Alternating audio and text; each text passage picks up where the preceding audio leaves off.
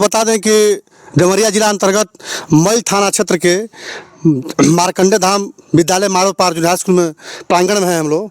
और पूर्वांचल के मालवी कहे जाने वाले आचार्य पंडित केशव चंद्र मिश्र की स्मृति में कल जो है कंबल वितरण और उसके बाद आपका जो है रिटायर्ड शिक्षकों का सम्मान होना है। तो उसी क्रम में विद्यालय के प्रधानाचार्य श्री महेंद्र दीक्षित जी से हम बात करेंगे। आपका बहुत बहुत स्वागत है। क्या रहेगा कल का कार्यक्रम? कल का कार्यक्रम पूर्ण स्मृति मनाई जाएगी आचार्य जी की, और उसमें विचार गोष्ठी का आयोजन है। विचार गोष्ठी के उपरांत शिक्षकों का सम्मान, भूतपूर्व शिक्षक जो सेवानिवृत्त हैं उनको सम्मानित किया जाएगा, और उसके बाद कंबल वितरण तथा आए हुए आगंतुकों को जलपान की व्यवस्था की जाएगी।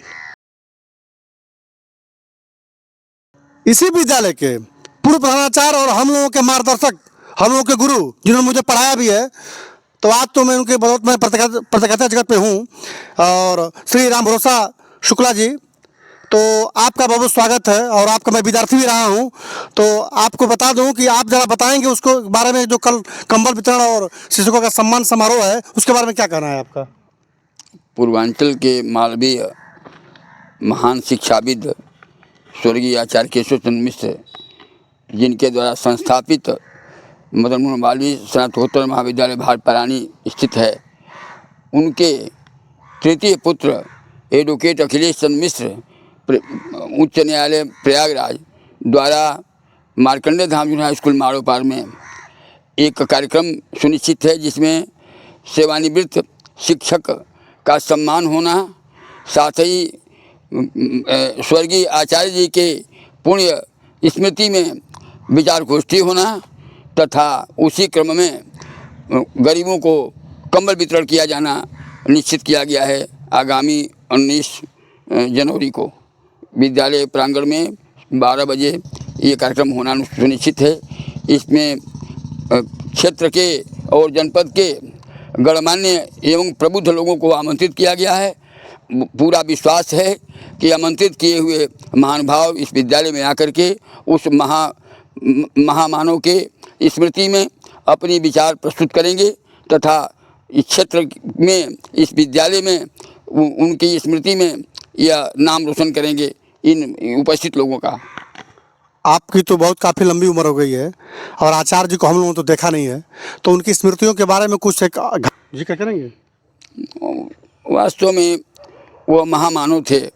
हमें तो उनकी छाया में रहने का सौभाग्य मिला है सन 75 से।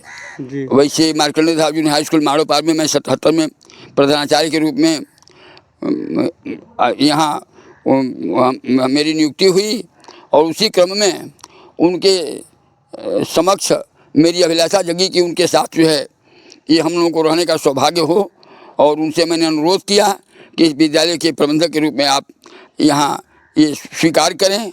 लेकिन हमें वो समय याद आता है, वो कहते थे कि नहीं, ये इतना बड़ा संस्थान है, हमको समय नहीं मिलता है, उसी के हमेशा विषय में व्यस्तता रहती है, तुम हमसे सहयोग लो और विद्यालय का विकास स्वयं करो, हमको प्रबंधक के रूप में न जोड़ो। हम तुम्हारा सहयोग करेंगे, जितना भी हो सकेगा, जब तुम याद करोगे मैं तुम्हारा सहयोग करूँगा। लेकिन हमने बहुत प्रार्थना किया, अनुरोध किया कि आप जो है, मेरी बहुत ही अभिलाषा है कि आपकी छाया में मुझे रहने का अवसर मिले और आप इसको स्वीकार करें। उन्होंने स्वीकार किया, और तब से विद्यालय के साथ अब हम लोगों को भी अवसर मिला वहाँ आने जाने का। उसी क्रम में मदन मोहन मालवीय स्नातकोत्तर महाविद्यालय भाटपरानी में वह हमको भी उस सोसाइटी में शामिल किए, और हम आते जाते रहे। हमेशा कार्यक्रम होता था, और कार्यक्रम की बात कितनी कही जाए, कार्यक्रम तो वहाँ लगा रहता था। देश के बड़े बड़े विद्वान, मूर्धन्य विद्वान, राजनेता कौन नहीं है जो वहाँ न पहुँचा हो। उस जिस जमाने में खेल जगत में अभी जो नई खेल की जो तमाम जो विषय जो नाम आ रहे हैं, उस जमाने में ये टूर्नामेंट फुटबॉल और वॉलीबॉल हुआ करता था। ये सब जो बाद में जो विकास हुआ है अन्य खेलों का, लेकिन उस ज़माने में उस वही खेल हुआ करती थी। और वो वहाँ ये कलकत्ता से और कहाँ से जो है बागान टीम आती, वहाँ कार्यक्रम का ये खेल का कार्यक्रम होता था, कहाँ से लोग देखने आते थे। तो वो महा मनीषी थे। उनके विषय में जितनी बात हम लोग कहेंगे कमी होगा।